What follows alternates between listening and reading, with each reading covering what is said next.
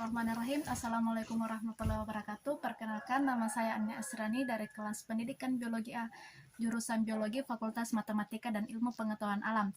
Nah, di sini saya akan menjawab soal evolusi. Yang pertama itu, apa bidang kajian atau keahlian Georges Cuvier, yaitu ilmu paleontologi. Kemudian nomor 2 yaitu apa hasil pengamatannya yang dikaitkan dengan teori evolusi.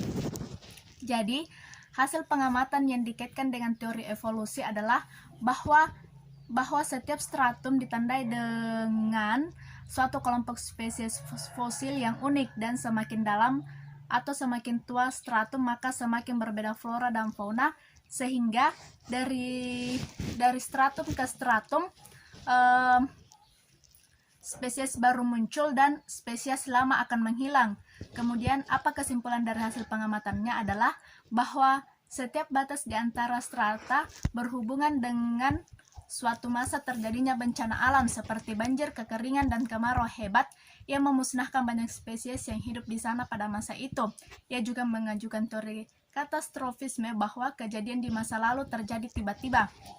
Kemudian bagaimana kesimpulan tersebut dapat dijelaskan. Jadi, bencana alam periodik ini umumnya hanya terbatas pada suatu wilayah geografi lokal dan daerah yang mengalami kerusakan atau bencana akan dihuni kembali oleh spesies yang berpindah dari daerah lain. Kemudian nomor 5 yaitu apa bidang kajian atau keahlian James Hutton adalah proses geologis yang membentuk lapisan kerak bumi. Kemudian nomor 6 yaitu apa gagasan yang dikemukakan yang dikaitkan dengan teori evolusi.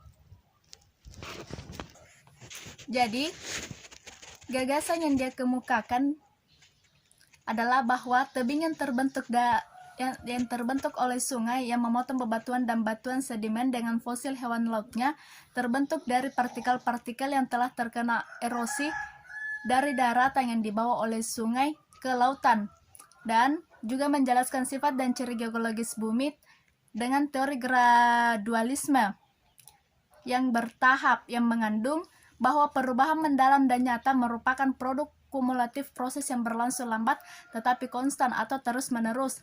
Kemudian nomor 7 itu apa bidang kajian atau keahlian Charles Lyell, yaitu bidang geologis. Kemudian apa gagasan yang dikemukakan yang dikaitkan dengan teori evolusi.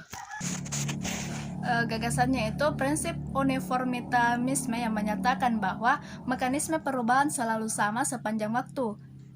Proses-proses geologi yang sama bekerja pada saat ini maupun di masa lalu dan pada laju yang sama. Kemudian nomor 9 yaitu apa bidang kajian atau keahlian Jean-Baptiste Delamarck, yaitu hubungan antara makhluk hidup atau ekologi. Dan nomor 10 apa gagasan terkait dengan evolusi.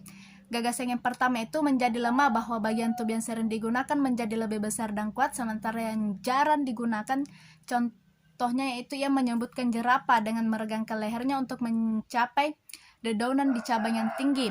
Kemudian gagasan kedua yaitu mengatakan bahwa suatu organisme dapat meneruskan modifikasi karakteristik kepada keturunannya.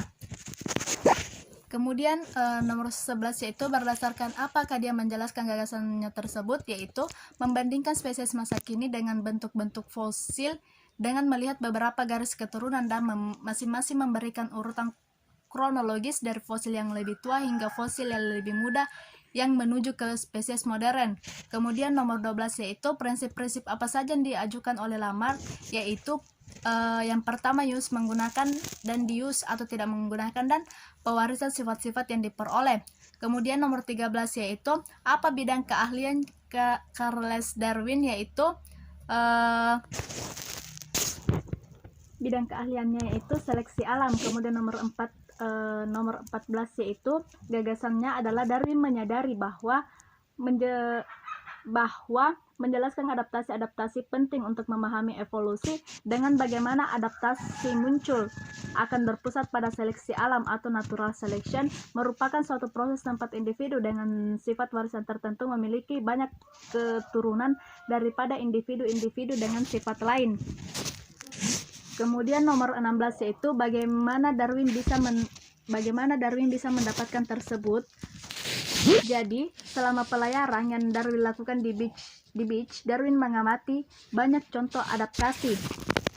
Contoh pada berbagai bentuk paruh dan perilaku finch diadaptasikan terhadap makanan spesifik yang tersedia di tempat tinggalnya. Darwin menyadari bahwa menjelaskan adaptasi-adaptasi penting untuk memahami evolusi, dengan bagaimana adaptasi muncul akan berpusat pada seleksi alam. Kemudian nomor 16 yaitu apa yang dilakukan Darwin untuk memperkuat gagasan tersebut. Jadi, pada awal 1840-an Darwin menyusun gagasan tersebut dalam sebuah makalah pada 1444 tentang penurunan modifikasi dan mekanisme yang mendasarinya, yakni seleksi alam. Darwin terus mengumpulkan bukti yang mendukung hipotesisnya dan menjabarkan gagasannya kepada Lyell dan orang lain. Lalu Darwin menerima manuskrip dari Wallace yang telah mengembangkan teori yang sama dengan Darwin. Kemudian Wallace dan Lyell mengagumi Darwin telah mengembangkan gagasan seleksi alam dengan ekstensif. Terima kasih. Assalamualaikum warahmatullahi wabarakatuh.